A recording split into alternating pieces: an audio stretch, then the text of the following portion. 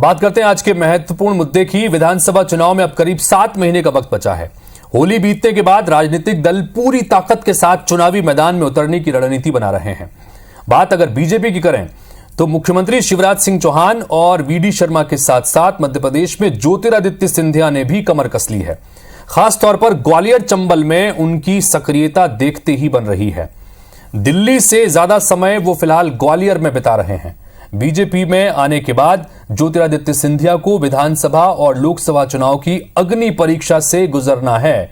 अब सवाल है कि 2018 में कांग्रेस को सत्ता तक ले जाने वाले महाराज 2023 में बीजेपी के खेवनहार बन पाएंगे या नहीं। किस तरह की चुनौतियां होंगी और जिस तरह से लगातार एक अभियान के तहत सिंधिया आगे बढ़ रहे हैं, कांग्रेस ने भी उनको रोकने के लिए क्या काट बनाई है, क्या रणनीति पर काम कर रही है, इस पर बातचीत करने के लिए हमारे साथ में 3 खास मेहमान जुड़ेंगे। हमारे साथ में डॉक्टर ब्रिजेश पांडे जुड़ेंगे जो कि भारतीय जनता पार्टी के प्रवक्ता हैं। हमारे साथ में मिथुन अहिरवार जी जुड़ गए हैं जो कि कांग्रेस पार्टी के प्रवक्ता हैं।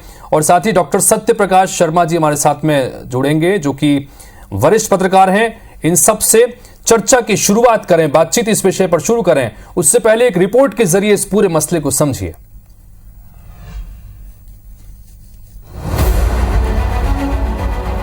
चुनावी समर में सिंधिया ने सियासी रफ्तार पकड़ ली है। माधवराव सिंधिया की जयंती के मौके पर आयोजित मैराथन में सिंधिया खूब दौड़े। वैसे पिछले कुछ दिनों से सिंधिया अपने ताबड़तोड़ दौरों से भी संदेश दे चुके हैं कि मिशन 23 और 24 के लिए उन्होंने कमर कस ली है। विकास की नई नई योजनाएं लेके हम लोग आए हैं। क्यों? क्योंकि ग्वालियर को हमें बदलना है, ग्वालियर को हमें वापस अपना वैभव लौटाना है। और ये प्रधानमंत्री जी का संकल्प है, मुख्यमंत्री जी का संकल्प है और हम सब का संकल्प है। हमें विश्वास है कि इस योजना, इस विचारधारा के लेकर आगे ग्वालियर और प्रगति और विकास का मार्ग पर प्रशस्त होगा। सियासी जानकार भी मानते हैं कि इस बार के विधानसभा चुनाव का केंद्र ग्वालियर चंबल अंचल रहने वाला है। बीजेपी भी इस बात को भली भांति समझती है, लिहाजा पार्टी के लिए ज्योतिरादित्य सिंधिया के साथ नरेंद्र सिंह तोमर भी चंबल संभाग में लगातार दौरा कर रहे हैं। ऐसा माना जा रहा है कि सिंधिया 2024 में ग्वालियर से लोकसभा चुनाव लड़ेंगे, लेकिन उससे पहले होने वाले विधानसभा चुनाव में अपनी ताकत दिखाने के लिए बेताब है। सिंधिया की सक्रियता पर सियासी बयानबाजी भी खूब हो रही है।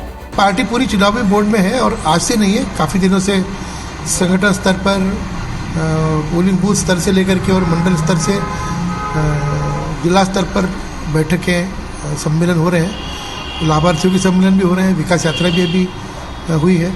तो चुनावी मोड में है और मेरा मानना है सिंधिया जी इस क्षेत्र के वरिष्ठ नेता हैं, तो स्वाभाविक है कि उनके दौरे लगातार होंगे।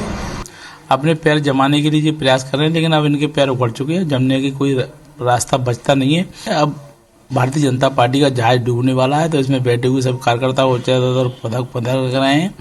लेकिन निश्चित रूप से आप मानिए कि जनता का प्यार, स्नेह और जनता का दुलार कांग्रेस को मिलने वाला है और आने वाले समय में कांग्रेस की सरकार बनेगी। कांग्रेस नेता भले ही दावा करें सिंधिया के बीजेपी में जाने से पार्टी 3 गुटों में बंट गई है, मगर मौजूदा वक्त में कई ऐसे मौके और तस्वीरें सामने आई जिससे ये साफ हो गया कि बीजेपी सरकार और संगठन में सिंधिया का प्रभाव बढ़ा है।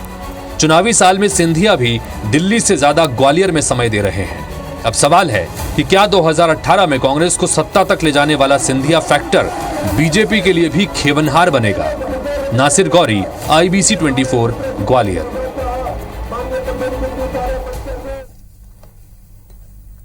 तो वाकई में बड़ा सवाल है कि क्या एक बार फिर से बीजेपी के लिए खेवनहार की भूमिका में सिंधिया नजर आ सकते हैं, चूंकि 2018 में सत्ता तक अगर कांग्रेस पहुंची थी लंबे अंतराल के बाद, 15 साल के सूखे के बाद, तो उसमें सिंधिया फैक्टर से इनकार नहीं कर सकते। 15 महीने बाद फिर तख्ता पलट जैसी स्थितियां बनी और उसके बाद फिर बीजेपी की सत्ता आई, तो उसमें भी सिंधिया की महत्वपूर्ण भूमिका थी। बहरहाल 2023 में क्या रणनीति बनेगी, तीनों मेहमान हमारे सामने बने हुए हैं। शुरुआत करते हैं डॉक्टर ब्रिजेश पांडे जी, आपसे ही शुरुआत करते हैं। क्या उम्मीद कर रहे हैं महाराज के भरोसे, चूंकि भारतीय जनता पार्टी के लिए खेवनहार की भूमिका में रह सकते हैं, लगातार वो दिल्ली के बजाय आजकल ग्वालियर चंबल संभाग में बड़ा ज्यादा वक्त दे रहे हैं, किस तरह से देख रहे हैं? देखिए, इसमें कोई दो राय नहीं है कि श्रीमंत ज्योतिरादित्य सिंधिया महाराज जी जो है वो भारतीय जनता पार्टी के लिए न सिर्फ खेवनहार की भूमिका में है, बल्कि वो भारतीय जनता पार्टी के आज की तारीख में बड़े स्टावर नेताओं में, क्योंकि आज केंद्रीय मंत्री हैं, दो केंद्रीय मंत्रालय उनके जिम्मे में है। और सबसे बड़ी बात है कि संपूर्ण मध्य प्रदेश की 203 विधानसभा क्षेत्रों की उन्हें बारीकी से जानकारी है।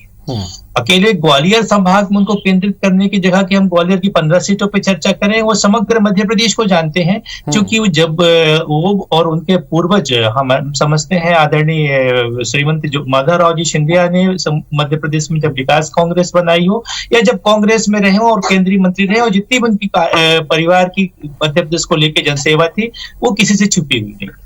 दूसरी बात यह है कि सिंधिया जी को हर जिले की पॉलिटिक्स की पूरी पता है, हर जिले के ताने वाने पता है। शिवराज सिंह चौहान साहब के साथ, आदरणीय बीडी शर्मा जी के साथ जो उनकी तीनों की युगलबंदी है, ये भारतीय जनता पार्टी के लिए संपूर्ण खेवनहार की भूमिका में है। और हम समझते हैं कि जो हम लोगों ने मिशन 2023 को लेकर के अपना एक लक्ष्य संधारित किया है 200 पार का, उस लक्ष्य पे हम कामयाब हुए थे। क्योंकि देखिए 2018 में थोड़ी हमसे चूक हुई, उसको हम मानते हैं। संख्यात्मक रूप से थोड़ी कांग्रेस हमसे आगे हुई थी। वर्तमान में हमारे पास जो है 230 विधानसभा में 122 सीटें हमारे पास है। ठीक है, तो डॉक्टर ब्रजेश, आपका ये कहना है कि 200 पार का लक्ष्य अगर आपने रखा है तो इसमें सिंधिया बहुत महत्वपूर्ण भूमिका में होंगे। सिर्फ ग्वालियर चंबल संभाग में ना देखें, पूरे प्रदेश में उनकी भूमिका को देख रहे हैं भारतीय जनता पार्टी। मिथुन अहिरवार जी किस तरह से देख रहे हैं? क्योंकि जाहिर तौर पर कहीं ना कहीं सिंधिया के लिए खुद तो ये अग्नि परीक्षा है भी, कांग्रेस के लिए भी चुनौती होगा, क्योंकि कांग्रेस छोड़कर ही वहां पर गए थे। किस तरह से देख रहे हैं? देखिए, भारतीय जनता पार्टी के प्रवक्ता साथी सिंधिया जी की बाइट को यदि सुनकर के बयान देते तो ज़्यादा मौजू होता। वो उन्हें प्रदेश का नेता बता रहे हैं और सिंधिया जी कह रहे हैं कि हम ग्वालियर पर फोकस करेंगे। ग्वालियर को कहते हुए उन्होंने बड़े सवाल भारतीय जनता पार्टी के इस 18 साल के शासन पे भी उठा दिए हैं। उन्होंने कहा कि ग्वालियर को अब हमें विकसित करना है, ग्वालियर में हमें विकास करना है। तो मतलब 20 साल से जो स्वर्णिम समृद्ध मध्य प्रदेश के दावे भारतीय जनता पार्टी करती थी, ग्वालियर उसमें पिछड़ गया है। उन्होंने कहा कि ग्वालियर को अपना वैभव लौटाना है। तो क्या भारतीय जनता पार्टी की सरकार ने ग्वालियर से उसका वैभव छीन लिया है? इस बात को भी इंगित करना चाहते हैं। 200 पार का अच्छा टारगेट है भारतीय जनता पार्टी का, मैं बधाई देना चाहूंगा। भारतीय जनता पार्टी ने ऑलरेडी उसे अचीव कर लिया है। पेट्रोल डीजल के दाम मिला दें, आपने 200 पार कर दिए हैं। दाल के दाम देखिए, आपने 200 पार कर दिए। सरसों का तेल आपने 200 पार कर दिया। खाने का तेल आपने 200 पार कर दिया। और जनता को जो विकास की मुख्य धारा है उससे बाहर कर दिया।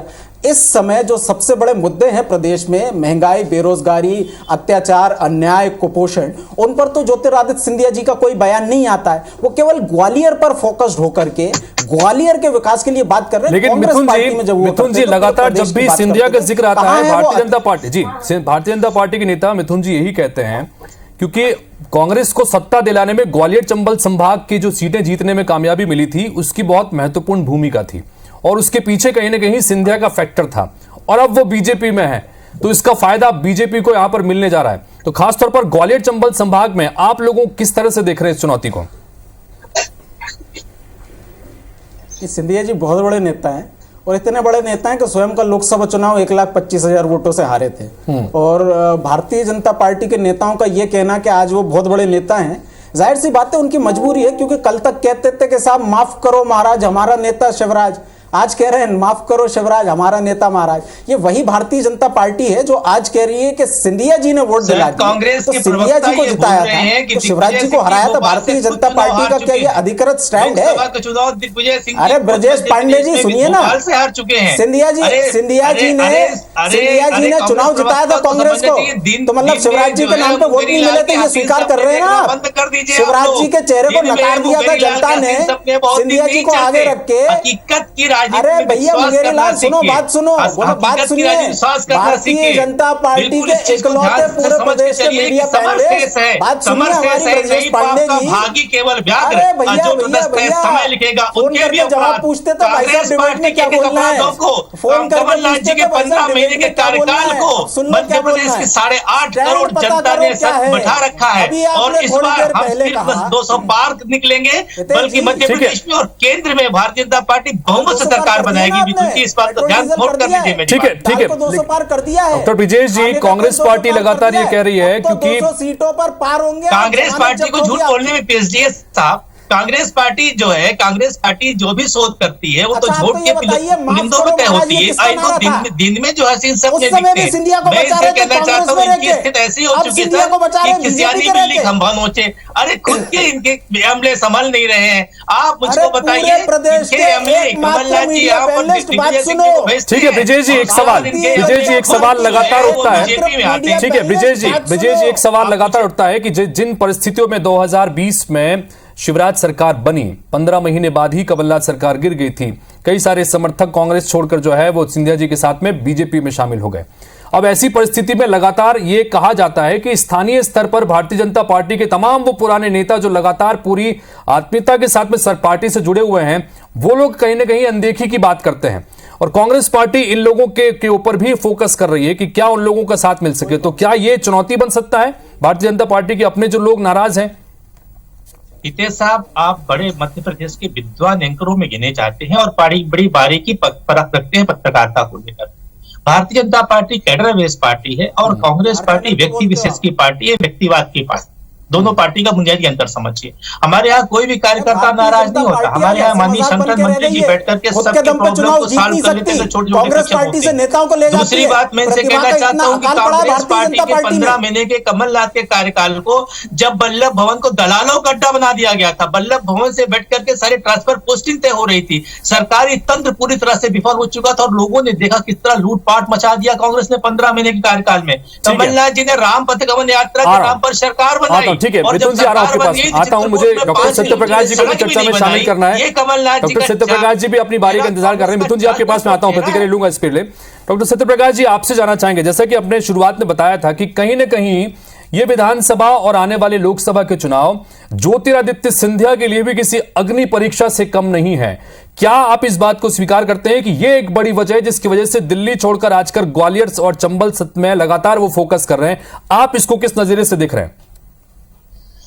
बिल्कुल हितेश जी, मेरी आवाज आ रही है आपको? जी जी, देखिए मैं आपको बताऊं, ये बिल्कुल यथार्थ है कि ज्योतिरादित्य सिंधिया या उनके परिवार के मेंबर्स यहां से ग्वालियर चंबल संभाग से चुन के जाने के बाद इतने दौरे पूरी न तो ज्योतिरादित्य सिंधिया जी ने किया, न माधवराव सिंधिया ने किया, जितना 2020 में कांग्रेस से भाजपा में आने के बाद इन्होंने शुरू किया। हाँ, बात भी ठीक है, क्योंकि ये उनकी जमीन है और जब जमीन मजबूत होगी, क्योंकि 2019 में वो एक बड़े अंतर से चुनाव हारे और ये शायद उनके गढ़ का, उनके खानदान का पहला चुनाव था जो वो हारे इस गढ़ में। हालांकि दूसरी जगह तो हारे हैं, पर इस गढ़ में पहली बार हारे, तो कहीं ना कहीं अपनी जमीन मजबूत करने के लिए उनका एक बड़ा एफर्ट है ये। लेकिन मैं फिर कहूंगा, उस एफर्ट को 2020 में ही जो बाईपोल्स हुए ग्वालियर चंबल में 16 सीट्स पर हुए, स्वयं ग्वालियर जो इनका शहर है, उस शहर में ये 2 सीट्स हार गए। 2018 में जो कहा जाता है, यानी कि जो पॉलिटिकल एक्सपर्ट ये मान के चलते हैं कि एससी बरका मूवमेंट और माई के लाल 2 वर्ड्स ने कहीं ना कहीं, 2 वर्ड फ्रेज ने कहीं ना कहीं कांग्रेस को बढ़त और भारतीय जनता पार्टी को बड़ा डेंट दिया, जिसके कारण कांग्रेस की इतनी सारी सीट्स आई। मैं ये नहीं मानता कि उसमें ज्योतिरादित्य सिंधिया एक बड़ा फैक्टर थे, क्योंकि Jyotiraditya Scindia election campaign committee के हेड 2013 में भी थे। लेकिन भारतीय जनता पार्टी को फायदा मिलेगा, ज्योतिरादित्य सिंधिया की अपनी एक टीम है, उनका गढ़ है, उनको इस क्षेत्र के नाम से जाना जाता है, उनके साथ लोग हैं। तो भारतीय जनता पार्टी को चाहे 2023 के अंत में होने वाले चुनाव या 2024 में लोकसभा हो, उसमें फायदा मिलेगा, लेकिन नुकसान की भी संभावना ज्यादा है, क्योंकि अब यहां देखने में ये आ रहा है इस इलाके में कि वहां पर पुरानी भाजपा और नई भाजपा ठीक भी है। हाँ। क्योंकि अगर इन लोगों को टिकट दिए जाते हैं जो ज्योतिरादित्य के साथ आए हैं, अगर उनको टिकट दिया जाता है तो पुरानी जिस भारतीय जनता पार्टी ने संगठन गढ़े चलो की राह पर, यही तो मैंने सवाल पूछा था डॉक्टर ब्रिजेश पांडे जी से, यही सवाल मैंने आपसे पूछा था, जो बात डॉक्टर सत्यप्रकाश जी यहाँ पर कह रहे हैं कि नए जो भारतीय जनता पार्टी के नेता और जो कांग्रेस से आए हैं, जो पुराने भारतीय जनता पार्टी नेता, क्या ये क्लैशेस नुकसान नहीं पहुंचा सकता है? संक्षेप में बताइएगा, फिर मुझे मिथुन जी के पास में भी जाना है।